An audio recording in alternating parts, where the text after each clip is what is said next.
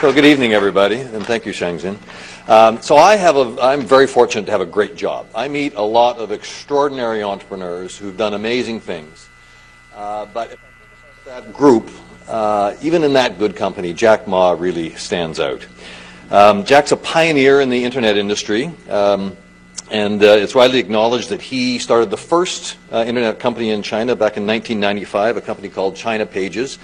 And he competed with China Telecom, and then eventually partnered with China Telecom, and apparently very quickly after that he felt like the ant with the elephant. He quit. He went off to work with a new government entity that was in promoting e-commerce, and did that for a little while, and then his sort of entrepreneurial ambitions got the better of him, and in 1999 he got 18 of his friends and family together and raised $60,000 for his vision for Alibaba. And he's been the leading sort of inspiration behind Alibaba, and I learned it's more than just Alibaba. There's a whole group ever since. Just talking about Alibaba itself. Alibaba is the leading small business e-commerce company in the world. It has 53 million users and operates in more than 240 countries and regions around the world. In 2007, it raised $1.7 billion in an initial public offering in Hong Kong, which was the largest IPO since Google.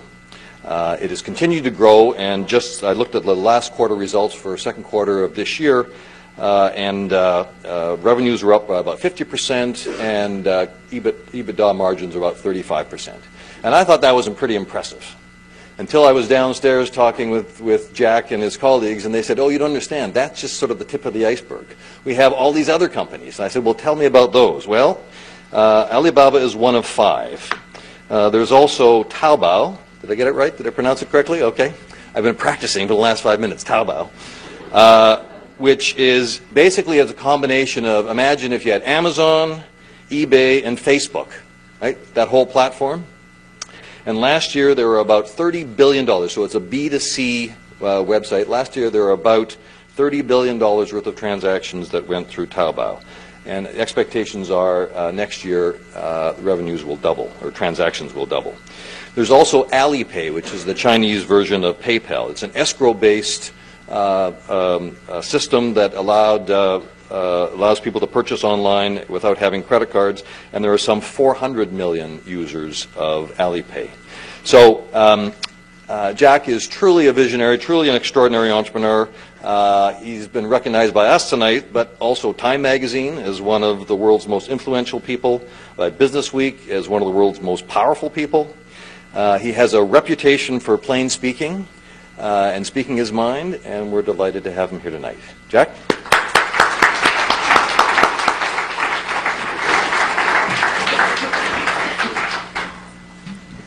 Thank you, Professor. It's my great honor to be here. So when I listen to the introduction, I'm a little bit confused whether it's talking to me as the most powerful people, influential people, and first let me introduce myself. I'm 100% made in China, and I learned my English by myself when I was a kid. From most of the American tourists when they visit my city called Hangzhou. So 1970s, early 1970s, when a lot of foreign visitors visited the city. So every morning I got up early and become the tour guide for them for 9 years, a free guy, and they told me English, and I showed them around. And I learned not the language, I learned the culture. And I learned how to think differently, because everything I learned from my schools when I was a kid was different from the things I learned from the foreign tourists.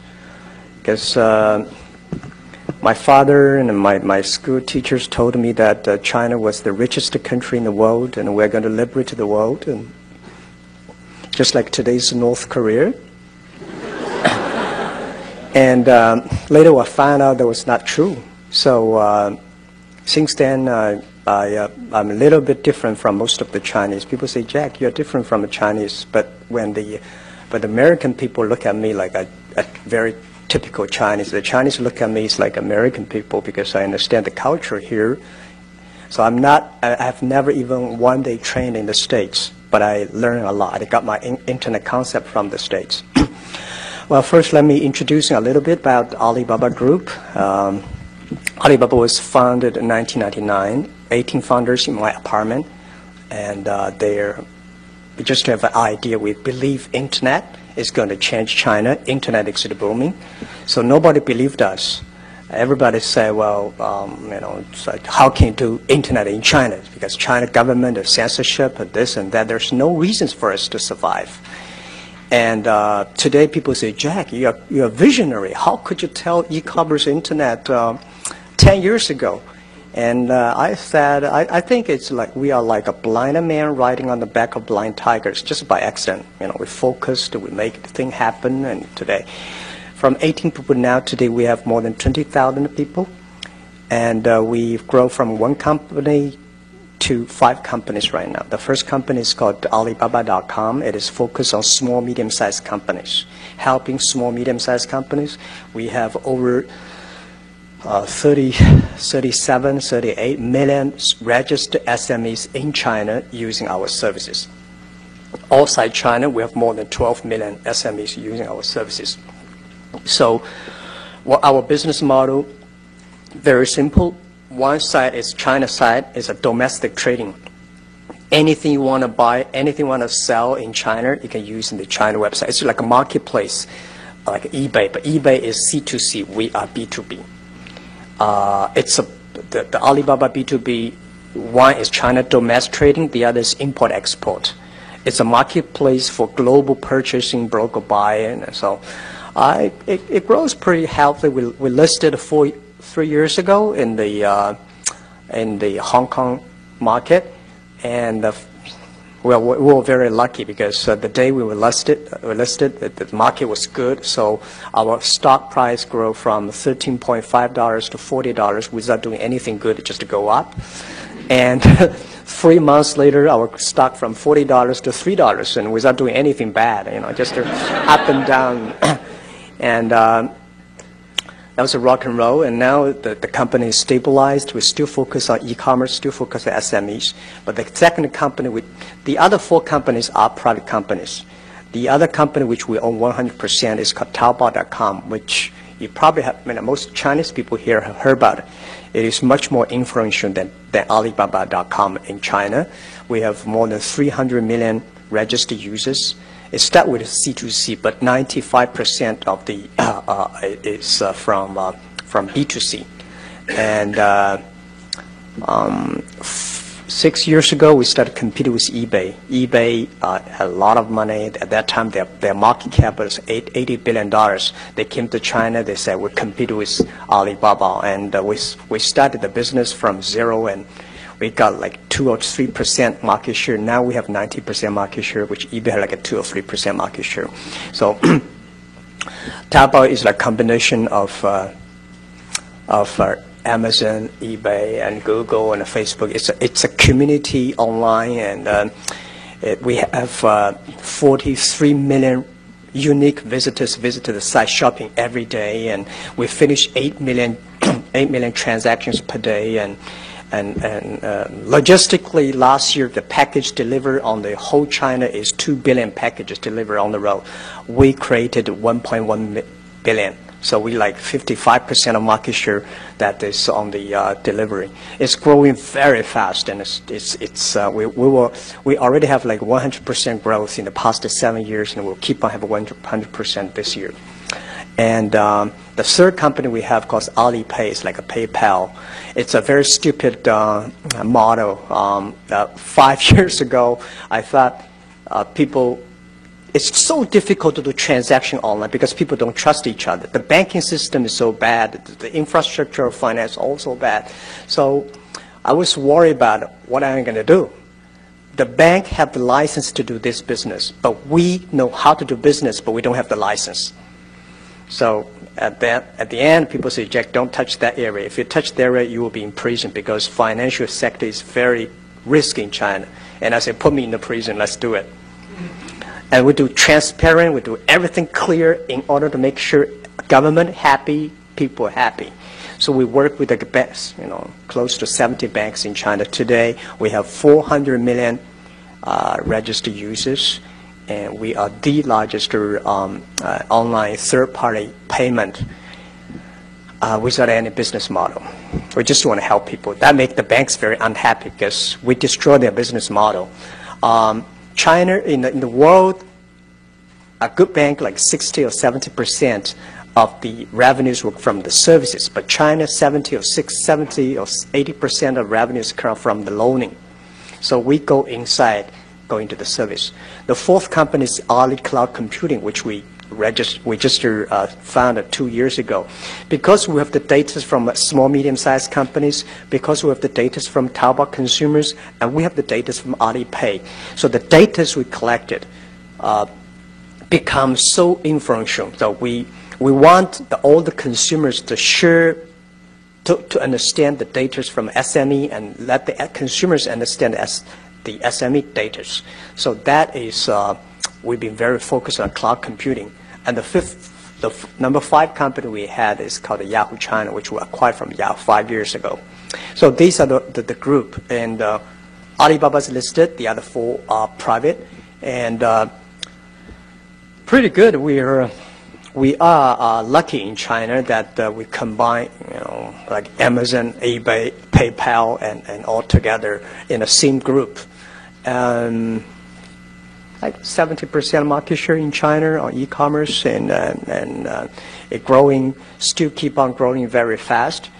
One of the reasons people say why you survived in China, why you succeed, because I think one of the key reasons we survived is that we believe always customer number 1, employee number 2, shareholder number 3. And this is the first day philosophy until now. We still truly, because it's the customer that stay with us. It's the customer we create. Because in internet in China in the past 10 years, there's 3 main business. One is focused on portal sites like Yahoo. Today have Sina, Sohu, NetEase. They focus on the news. And I think it's so difficult to do the news in China unless you are in Beijing. You know the government office, you know the policy, and we don't never understand what the government policy is. So we say, okay, let's stay away from the portal sites. The second business, which in China, very, very popular, which probably the most unique business in the world, that's online gaming. And I don't believe that model. I don't like that, because China is one child family. If all the kids are playing online gaming, they're so bad. And, right. And my kids and my son and his schoolmates all stick to the online. I think, yes, we can make a lot of money, but I just don't want my kids focus on the online. So we're not doing that. China has already got enough companies focusing on online. Almost all the internet companies have online gaming. We are the only company that is not on online gaming. So the only thing we can do is e-commerce, and e-commerce is so tough, so difficult to do it. And 10 years ago, e-commerce in the world, B2B, they all want to focus on big companies. They all want to focus on buyers. The value they create is they save the cost for buyers. So we do the opposite. And we believe China, the USA is very good at play basketball. We should focus on playing ping pong, because we should not always play the same. So we said in China, we don't have big companies, so we should focus on small, medium-sized companies. We should not help the buyers. We should help sellers, because China wants to sell things abroad. SMEs want to sell things abroad. So we focus on the small, medium-sized. We focus on helping supplies. And the value created is not the saving the cost, because SME know how to save the cost but much better than you do. They want to learn how to sell product, how to make money. So then we focus on SME, we focus on supplies, we focus on creating money for them. So these are the focus we stayed on. And that is the everything, for the first 3 years, we did not have any business model. We have 0 revenues for 3 years. It was so tough. It was so difficult. The only thing encouraged us to continue is letters, emails of thanks. We receive hundreds of thousands of emails of thanks every week, every month. People thank us because of us. They created jobs. Because of us, their business grow. And We did not get any money, but if our customer make money, we are happy. And the number 4 year, we start to make money. So the second thing is the employees. I believe, I'm not trained to be a high-tech guy. I hate high-tech. And my wife bought me an iPad. I still don't know how to use it. And I never use the PPT because I don't know how to do it. Every time I use it, something wrong with the PPT. So I don't know how to speak. So I'm trained to be a high school teacher. And I know nothing about technology. The only thing I can use in the computer is send and receive emails and browse. That's it. And I think that's enough, right? And 80% of the people in the world, like me, we hate technology. We want technology to work for us. We should not work for the technology. And so I was for the first 5 years, I was the quality controller of my website. I wanted making sure everything be easy, simple enough to use. Without reading any manual, a dumb clicker can get it. So when the engineers finished their product, they were so excited, something good, and they said, no, let me try it. If I cannot use it, just throw in the rubbish, because 80% of people cannot use it. That make our site very popular, and that is the innovation of the colleagues, of the people. So I'm not knowing the technology, we hire the best technician. We do not know the finance, we hire the best. We respect, we work, and that really make the business grow. And the third thing is that I believe the shareholder number 3. We should respect shareholders, listen to them, but you have to do it in your own way. I remember when we come to IPO day in New York and in London, and all the Wall Street said, Jack, give us the shares. We were a long-term shareholder. When the market crashed, they are the first people who run away, and most of them are not shareholders. We found most people, they are share stocker, stock exchange. They move very fast. So we think that we should listen to them, but we should do it in our own ways. That for 10 years, we focus on that. Always believe customer number 1, employee number 2, shareholder number 3. And that is. And the third thing that people say, China doing business is very important. The guanxi, government relationship, that's too complicated. I don't buy that. I mean, those stupid companies focus on government relationships. And government relationship, is that important? Yes. I said the best way to do government relation is in love with them, don't marry them. Never ever do business with them, right? But they respect them, anything, For 10 years, we've been working with all the government officers and then tell them what is Alibaba, what is e-commerce, what is internet, because it's so new to any government. If you try to talk to them, not doing anything that is if they want to come to say, Jack, I give you a lot of money, please do this project for us. I said, no, I can introduce my friend to do business to you, but not to me, not us. That we focus on customers. And I think in China, doing business is a lot of fun. Competition is a great fun part of the business. We compete with eBay, we compete with China Telecom 10 years ago, and 15 years ago. And we compete with eBay, and later we compete with here and there. Compete is not for compete. Compete is a fun part of the business. And we're never scared of every competition. If Google comes to China, we compete, but we respect. So the whole business today, we think China has a huge potential on e-commerce. E-commerce in the States, I believe, it is a dessert, but China become a main course. Because of infrastructure of doing business so bad. So internet, e-commerce become the infrastructure of China doing business. Just like 10, 20, 15 years ago, China, the infrastructure of telecommunication was so bad. And then the mobile phone suddenly take off. So today, we are facing the same opportunities. So what people say, Jack, then what is your business model for Alibaba Group? Fortunately, we have a business model for B2B, that is membership fee. We do not charge transaction fees. Why not transaction fees? Because membership fee, every SME understand. You try to making sure your customer understand what do you do, what value you created. And when you talk about transactions, the PE for Alibaba will grow, but the customer never understand. We want the customer understand. Forget about the Wall Street analyst. A lot of analysts to write about us, but they never visited us. They just do like a 20 minutes phone call every quarter, and they can write a beautiful report. I mean, that's not us. We have to understand the business model. It should be simple, easy enough that the customer understand. And Taobao, no. Till now, we don't have a business model. We've been free. The first 3 years, we said we will be free for our customers for 3 years because we want to test, we want to try the business model. We were just about to charge number 4 year, and then we say, well, we only have 40 million users. Why not give another 2 years? So we give another 2 years free for 5 years, and we're just about to charge a financial crisis came and say, okay, then forget about another 2 years. So we've been 7 years without charging transaction fee, listing fee, online shop. But we started, charge a little bit advertising because we have more than 1 billion page views per day, because we have more than 40 million consumers visited site. Little bit of transaction or little bit advertisement dollars already made Taobao very profitable. And I don't want to make a business model now, because Taobao is only 7 years old baby. I mean, we will wait for another 4, maybe 3 years. And then Alipay, free. Because the money we made from Alibaba B2B already can cover Taobao, cover Alipay, and cover cloud computing.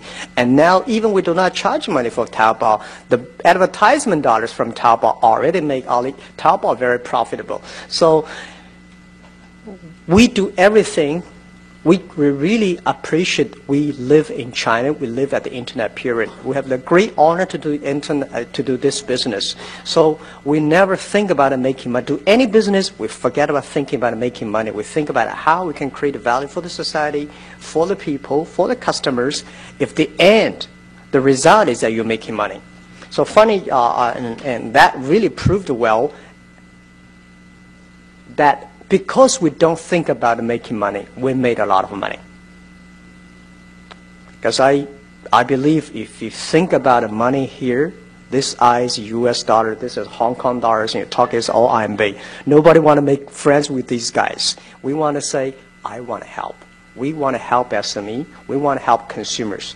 So today B2B, Alibaba, Taobao B2C, Taobao C2C, Alipayment, I think this is not the future of e-commerce. The future of e-commerce is C2B, consumer to business.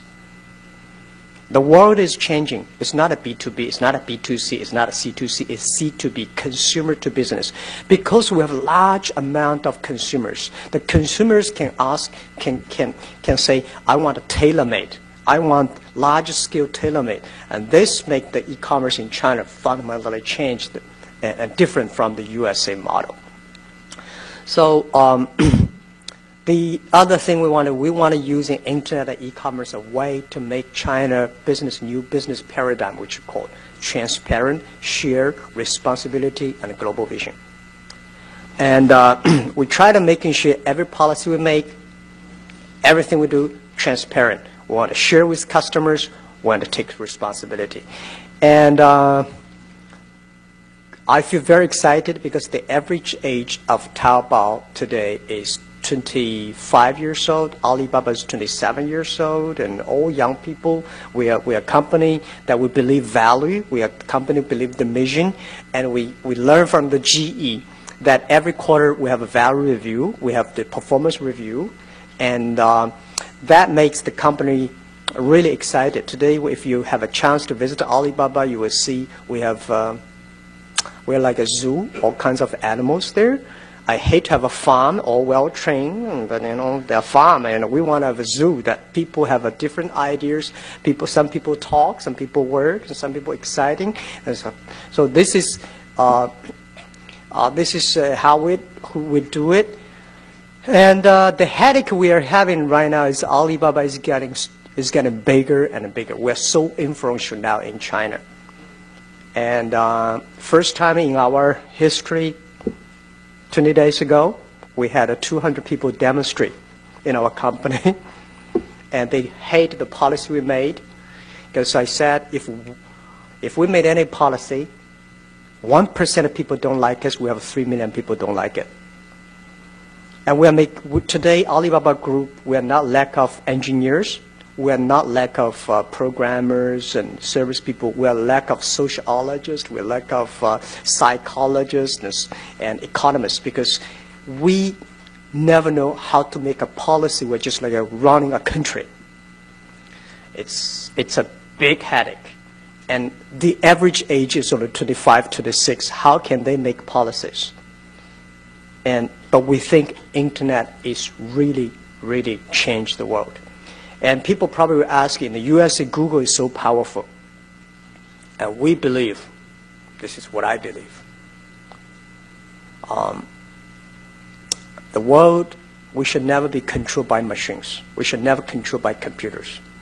Human brain, SNS, social network is more powerful.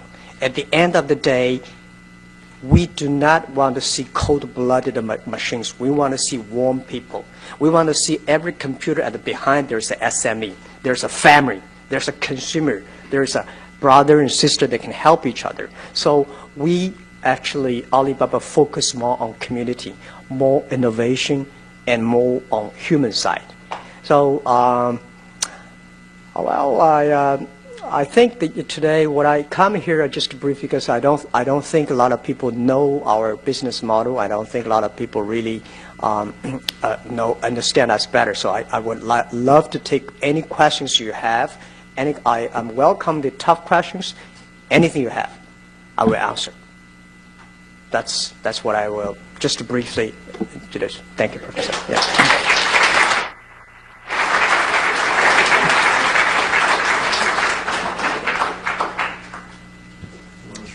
So we're going to make this very interactive, but I'm going to take moderator's prerogative and ask the first question. China's economic growth over the last 20 years has made it the envy of the world. In your opinion, to what extent has that been driven by the small and medium-sized enterprises that you serve? And to what extent has that growth been driven by large, formerly state-owned businesses or multinational companies? I think the credit should be taken by SMEs and private sectors, but unfortunately the credit is taken by SOEs. Because I think the 10, 15 years ago, China was really good at the private sectors, which that is why we call reforming, economic reform, grow. Entrepreneurs and private sectors grow. But past 5 years, the SOE, state-owned business, grows so fast, and the private sector is going down. And I think next to 5 years, it's the time again for private sectors. And from private sectors, SMEs, that's the key driver. And if China want to grow, if China want to grow, if China want to solve a lot of social responsibility, social problems, the SMEs are the key, because they create 90% of jobs and 90% of innovations. And do you have any way of thinking about the impact of Alibaba in terms of supporting the small and medium-sized sector, enterprise sector? Yeah, I think, as I said, we have more than 37 million SMEs using our services. Today, I think if you are SME, you must be using, if you are online, you must be our customers. I would not take credit that Alibaba really contribute a lot of China economy, but if Alibaba bankrupt, there will be probably 1 million SME bankrupt. So that is the inference behind. Well, then you can take credit for it, I would say. Okay, so we're going to open it up for questions. There's a mic in the back, and I think there's another one up front here. So who has a question for Jack? Sir? Jack, what do you think the opportunities are for Alibaba outside of China? Yeah, I think that we are already Indian, we are in Japan, and we are Korea, and we are also in the States. But the opportunity for Alibaba going out anywhere, if you want to promote SMEs, if they're SMEs, we're there. I think today we survive not because we're smart, not because we are good at technology. We understand SME. We believe SMEs, and if you believe your customers and help them grow, and they will grow. So we think we will expect also the Taobao, Alipay, cloud computings. And I think the next 5 years, we don't want to go global for global. We think that only when we create values, if we create values for SME, if we create more SMEs in the local country, then we will be there. So we are pretty confident that e-commerce in China, next 3 years will grow from consumer-related e-commerce to business-related e-commerce. That is next 3-5 years, the trend. But it's happening organically for you too, isn't it? Because you are finding people all over the world that are using the Alibaba platform. Yeah.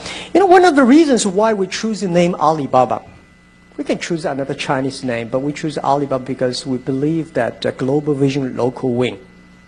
And we believe that Internet, at the first day, it should be globalized.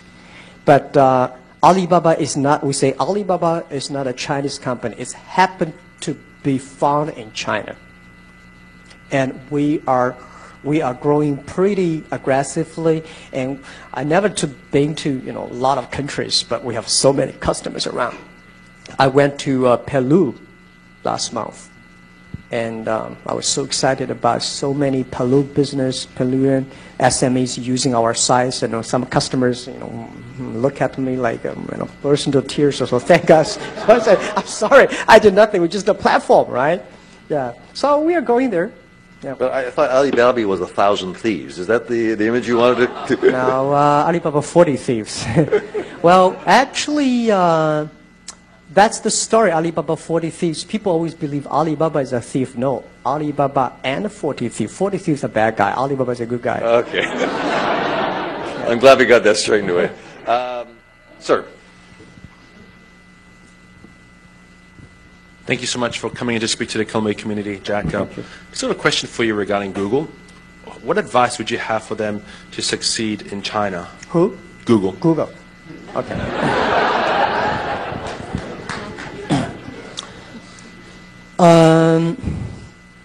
I think respect the market, respect the government, respect the culture. You don't, as an American, that they're saying I don't like what you say, but I use my life to protect the way you say, the right you say that. Come to China, I think we have to be, as a business, it's not Google is tough. It's tough for every business. Alibaba is also tough to do in China. But we respect people. We respect customer. We respect government. We respect culture. And most of the multinational companies, when they come to China, they should find entrepreneurs. Unfortunately, I found a lot of multinational internet companies that come to China, they find professional managers. Those professional managers, they make boss happy rather than customer happy. They should know why Google succeed in USA, because Google have great entrepreneurs that make the Google users happy. If they come to China, they should make the user happy. And people always complain, the states complain about China government censorship and censorship of that and this and that. I tell you what, 95%, they're always good part. The 90% are good, 5% are bad. Why you always want to criticize the 5%? If you get 90% good, helping more people, and that's tiny little do it, you can improve it. Business is a headache for everybody. And the thing is to change yourself. If you cannot change the world, change yourself to meet the world. You are doing business. And I never know if I had an idea today to do business in China. I think the idea, the power, the influence, the contribution we do today is much more powerful than 10 years ago. And we do little by little. By respecting people, respecting the culture, respect customers, and respect the government. It's not easy to run a country like government, I tell you the truth. I never think about run my own company. It's a big headache. Only 20,000 people running a country for 1.3 billion people. It's a big headache.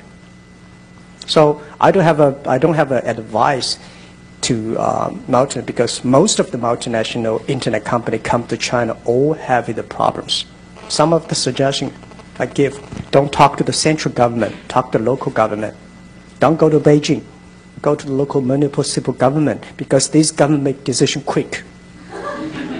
right? Why not always, oh, I know this minister, I know that guy's. No use. Talking to the customer, talking to the local municipal government, talk to the provincial government. These guys, let's do it. In Beijing, you're waiting for policy. It takes about 3 years. Yeah. This gentleman here. Thank you so much. And I'm just curious, Hangzhou is such a great example of an environmentally fantastic city in Westlake. And I think on Alibaba there's maybe electric vehicles for sale, but what are you doing both culturally inside the company to contribute to a greener, more environmentally responsible company, country, and what do you see for the clean tech revolution and what Alibaba can play as a part in that? Thank you very much. I'm a strong believer for the green things and environment. I'm the board director for TNC, and we are active on that. And I think that which struck me most was 4 years ago, the IPO day. I was at a press conference. There's two tough guys came in and say, Jack, I have a question for you because you sold shark things on Alibaba.com. I said, shark things? So what? Hong Kong people all eat the shark things. And then they criticized me. It seems like they want to kill me. I said, when I listened, I said, okay, I cannot change the habit of Chinese people. Stop eating shark things, but I will stop eating shark things. And then I said, no, I don't eat shark things since then. Then I started to realize what happened with the shark things. The more I studied inside, we said, oh my God, we killed so many sharks, which really make the ocean life bad. And then 3 years ago, I lost 2 employees. They're only 20s, all because of cancer. And I told the whole, we discussed with among employees. The environment is in such a bad situation. Every family, every people I ask, do you have a relative that have cancer? All of them say, yes, I do. So what's wrong with the economy? What's wrong with our environment? And then 3 years ago when I went to a river, there's a lake. When I was a kid, 13 years old, because I jumped into the lake and I almost died because the water is so deep and I could not swim. Today, when the same lake, the water was here. And I was shocked. We were all shocked. So I showed the pictures, talked to the employee, and we become a company that believe in that. Because we are the people, most of the people in our company born in 1980s and 90s. So we contributed 0.3% of the revenues of Alibaba Group on water protection and tree plantation. And we believe green tech is the future. If China does not pay attention to the environment, we are killing our kids.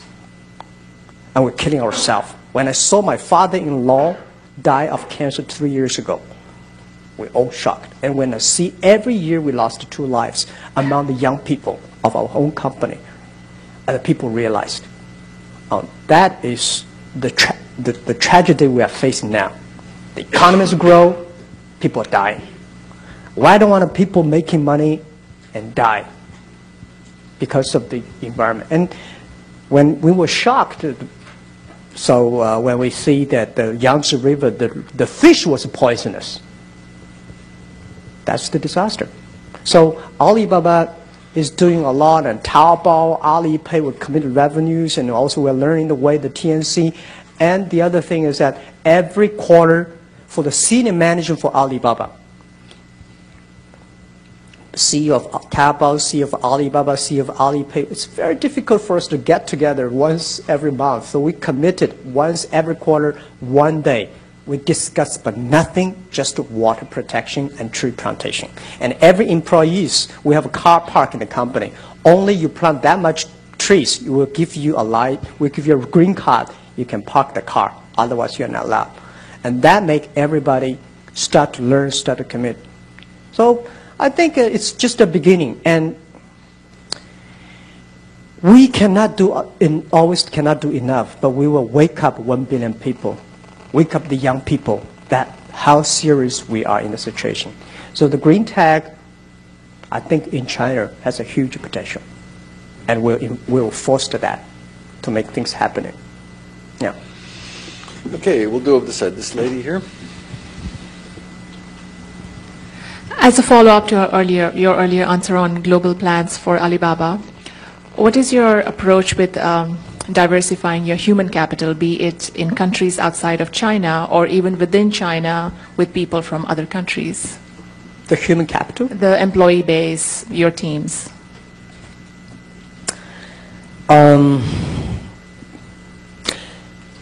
probably spend 70% of my time on the HR part. I'm a great fan, and I believe its leadership is about the people. And my people, my team, my partners, they are much smarter than me on making business decisions. But my job is find the talents and build and develop them. So we have all kinds of system. For example, we have, which the foreigners do not understand, I mean, they call it party school, 党校. I learned a lot from the government. Yeah. I learned a lot from the government because 10 years ago, 9 years ago, when I want to change a manager, oh my God, the whole team got crazy and almost the company got like a bankrupt. But when I see China's government, if you want to change a governor, just 1 minute, change government. Immediately changed. So I said, what happened? Right? With a paper, 3 minutes, change this governor to that one. Everybody says, yes. But a company, small, tiny manager, it's a big earthquake.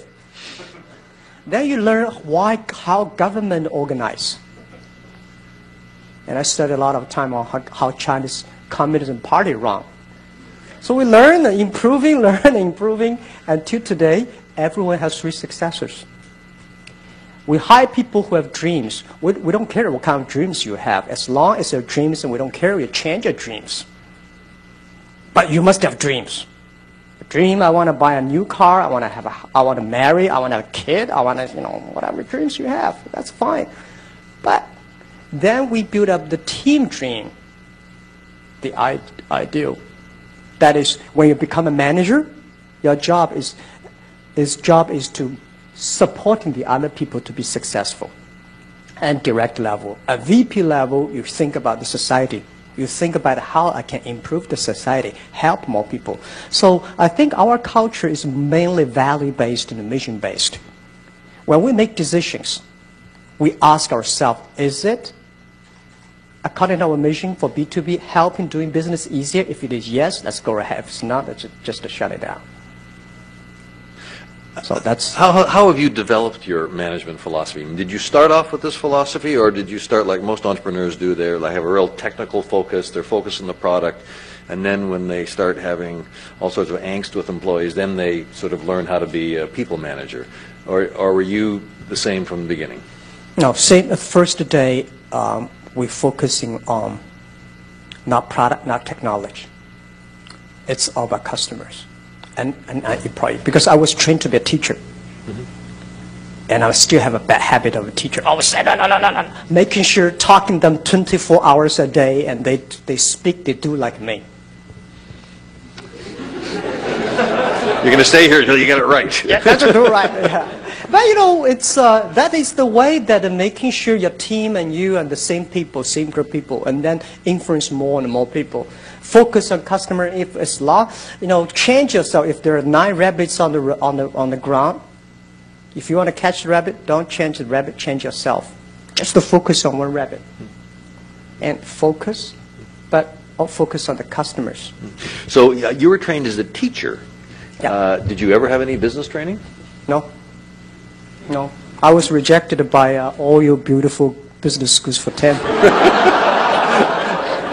I'm telling you the truth. Do you think you get an honorary degree for this man? And you've not felt a need for that. You've learned on the job. I learned on the jobs, and we are building up a China entrepreneur school now. When I retire in a few years, I'm retired. That's just I give up the current jobs. I'm going to focusing fully 100% on helping the entrepreneurs in China. So I'm going to ask you a question that I get asked all the time: is can you make entrepreneurs? I don't know whether you can make, but you can find entrepreneurs. Find these guys, train them, give them opportunity, and encourage them. If you are a good business leader, Your first job is find those people who have talents, become the entrepreneur, and help them, and train them, and develop them. That's like if you're an entrepreneur, you walk on the street for 3 days, if you still cannot find a business opportunity, just to forget about it.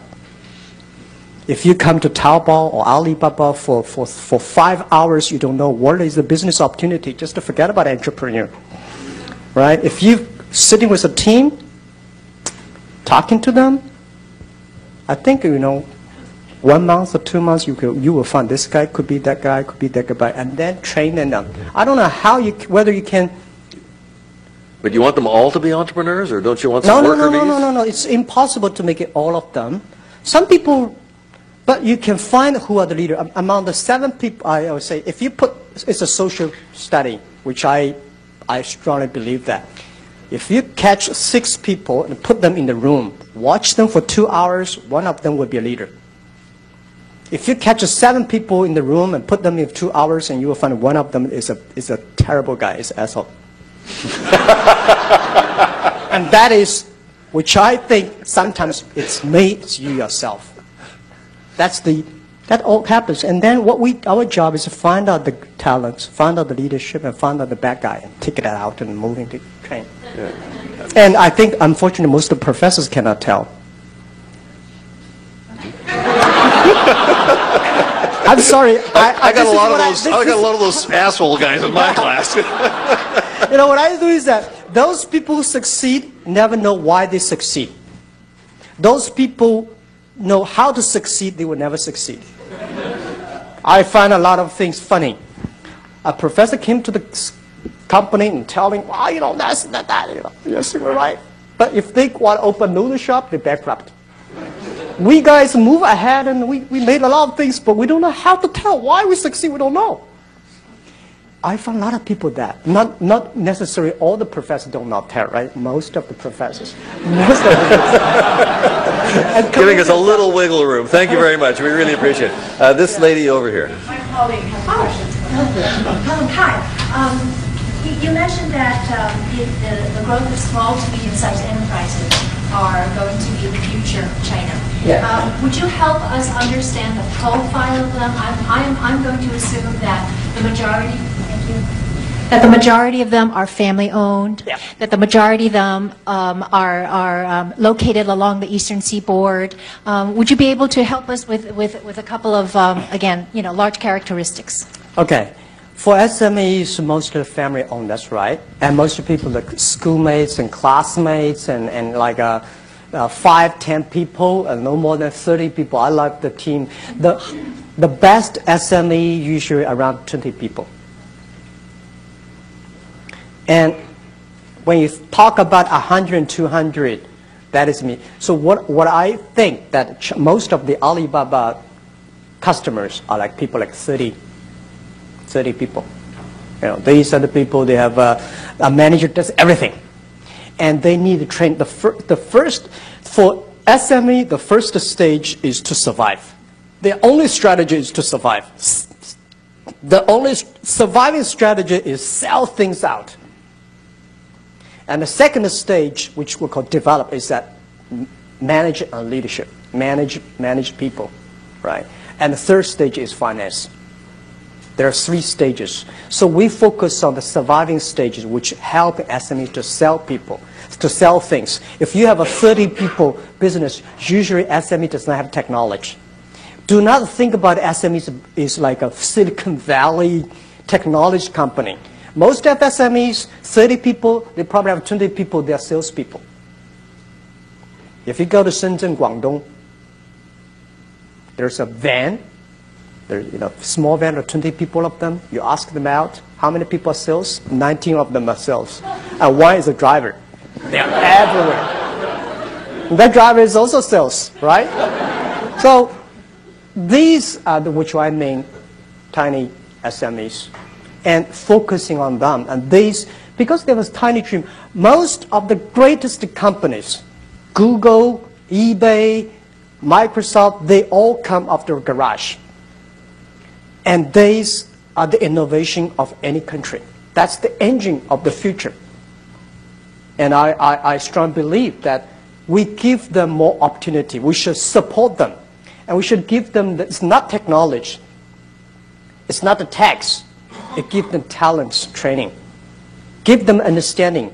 Buy things from them. Support them. That will really great. That will grow. So 30 people around. I love these kind of companies. You know, when I have 20 people, I can call everybody's name. Today I have a headache, 20,000 people. Yeah. So we are almost out of time, so we're going to take two more questions way in the back.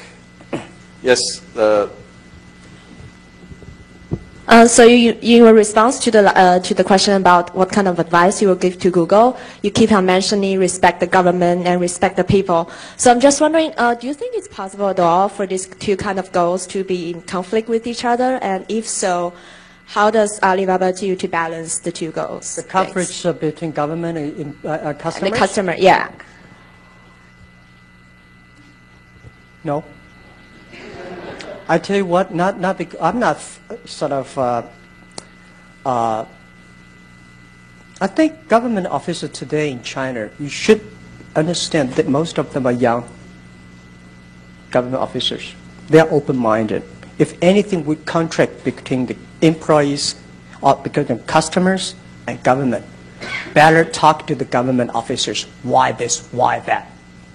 Because it's very difficult to change the customers. You can change the government. Talking to them. So if they say, no, let's say that again. No, and then, okay, I change it myself. Because I know it's not easy. People like here talking about democracy and freedom. Your father, your grandfather all understand what freedom, democracy is. You know how to protect it, how to enjoy it. But China, we lack of this spirit. And it's not easy. I've been working in the government for 13 months as a part-time job. I say, oh my God, I would never choose that tough job. It's easy to say, but we need encourage. Tell them, it's good. Now, if you try this one be better, this one be better. Government sometimes like a children. You need encouragement. Everybody needs encouragement. You know, we as entrepreneurs, we too. Nobody comfort us. Our left hand comfort the right hand. We comfort ourselves. There's so many painful things. And doing business is not like, I'm everything. Listen to everybody and make the right decision. That's what I say. There's no conflicts. There are conflicts everywhere. There'll be no conflicts. If you really know how to do it, do the right thing. Okay, we'll have one final question, and I haven't taken a question from the back right here, and no one is raising their hand, so this lady right there.